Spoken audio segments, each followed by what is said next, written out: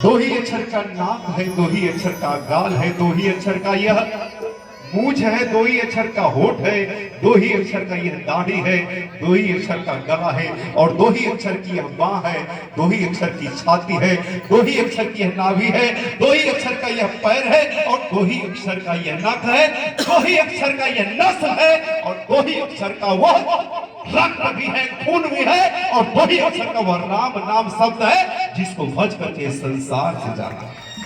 बोले राजा रामचंद्र भगवान की। इसीलिए आप अपने मन की बागडोर को ईश्वर से लगा दो, भगवान राम से लगा दो, कृष्ण से लगा लो, भगवान खाटू श्याम से लगा लो।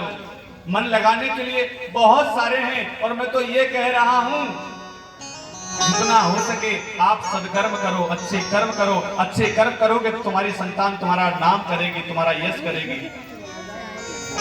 धर्म प्रेमियों, हम सभी के बीच में यहाँ के प्रशासन आए हुए, हम चाहेंगे आप मंच पे आए, आपका हार्दिक हार्दिक अभिनंदन है, स्वागत।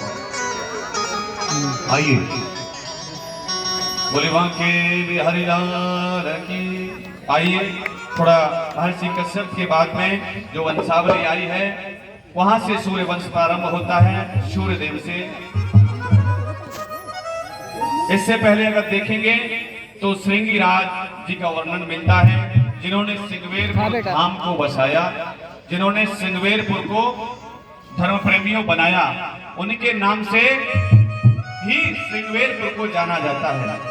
श्रृंगीराज निषाद के नाम से सिंगवेरपुर को जाना जाता है। इसी वंश में धर्म प्रेमियों निषाद जी हुए और निषाद जी के ही पुत्र धर्म प्रेमियों गुह हुए। गुह अर्थात होता है जो गूढ़ रहस्य को समझता है, उसको गुह कहते हैं। कह दिया जब भगवान निषाद राज का जन्म हुआ तो सभी नगर वासियों का बधाई देने का तांता लग गया महाराज। सभी लोग बधाई देने लगे, बधाई देने लगे, बधाई हो बधाई हो। और जब निषाद राज जी का जन्म हुआ तो उनका नामकरण हुआ। उनका नामकरण जब हुआ तो उनका नाम गुह रखा गया। गुह अर्थात होता है, कह दिया कि ये बच्चा साधारण नहीं है, अरे ये ब्रह्म को जानने वाला है, ये ईश्वर को समझने वाला है, ये राम को बताने वाला है, इसलिए ये गुण रहस्य को समझेगा, मैं इसका नाम गुह रखता हूं महाराज। बोलिए गुहराज निषाद राज महाराज की जय। गुण रहस्य को जो समझे उसको गुह कहते हैं। धर्म प्रेमियों, यहाँ भगवान निषाद राज का जन्म हुआ। इसके बाद मरीचि कश्यप और विवस्वान के वंश में नभग हुए, नाभाग हुए, अम्बरीश हुए।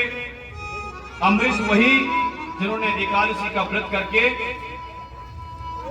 भगवान विष्णु को जो है प्राप्त किया। इसी वंश में सगर हुए, असमंजस हुए, अंशुमान हुए, दिलीप हुए। दिलीप वही जो मां गंगा को अपने तप से प्रकट किए। और कहा भी जाता है कि गंगा को आनो भयो भागीरथ के सर पर गई। हमारे ब्रज में एक कहावत है, गंगा का जब आना भया तो वो युग कौन सा था? वो भागीरथ उस समय राजा थे। जैसे आज धर्म प्रेमियों हमारे बीजेपी शासन में, मोदी जी के राज में भगवान राम आ गए, अपने सिंहासन पर बैठ गए। ठीक वैसे ही भागीरथ के समय में मां गंगा हमारे भारतवर्ष में कलकल करके बहने लगी।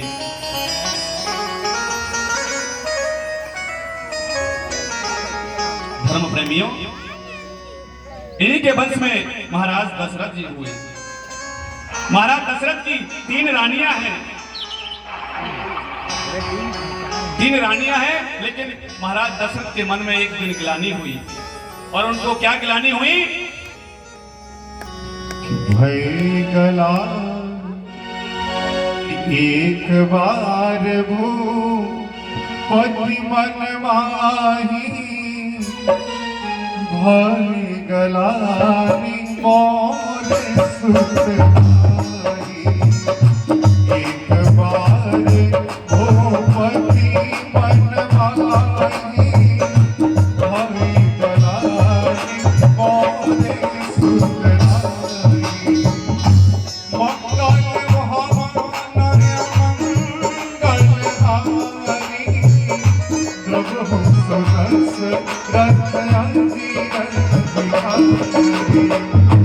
मंगल भावनया मंगलहारी द्रवहु सुरस रत अजीर बिहारी जाकर नाम सुनत शुभ होई मोरे गृह आत्मा प्रभु सोई जाकर नाम सुनत शुभ होई मोरे गृह आत्मा प्रभु सोई दीन दयाल बिरनु समभारी हरहु नाथ मम संकट हारी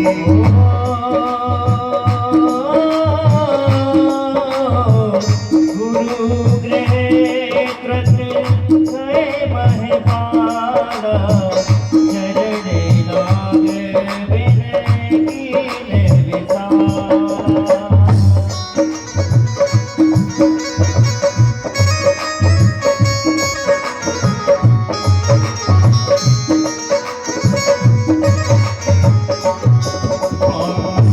हरि अनंत हरि कथाय अनंता कहि सुनहि बहु विधि सब संता हरि अनंत हरि कथाय अनंता कहि सुनहि बहु विधि सब संता।